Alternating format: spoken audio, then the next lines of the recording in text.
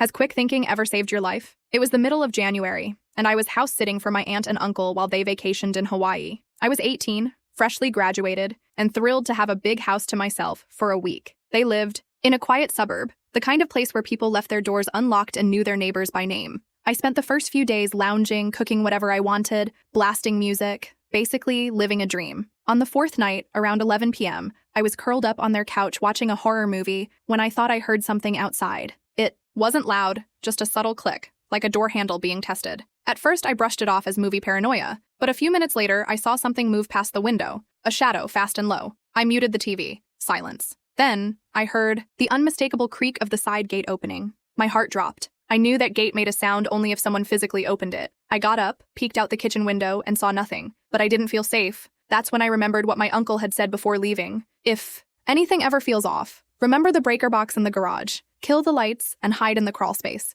There's only one way in, and I reinforced it after we got robbed last year. At the time, I'd laughed. Now I was sprinting silently through the house, grabbing my phone and turning off every light as I passed. I slipped into the garage, opened the breaker panel, and shut down all the power. The house went pitch black. Seconds later, I heard a window in the back crack open. I didn't even breathe. I crouched behind the washing machine, just out of sight of the door. My phone screen lit up with a notification. Unknown AirTag detected near you. That's when I lost it. Someone had planted an AirTag on me, or on something I had. I didn't have time to find it. I just had to disappear. Quiet as I could, I opened the crawl space entrance in the garage floor and slid inside, pulling the latch shut above me. Then I waited. It was cold, damp, and tight. I heard footsteps, slow, deliberate, moving through the house. A flashlight beam flickered through the cracks in the floor above me. They were inside. Then I heard voices. She's not in the bed. Maybe she left. Another voice replied, no, her car's still here. She's hiding. Check the garage. My heart nearly stopped. I could hear their shoes scraping against the garage floor. Then the light above me shifted.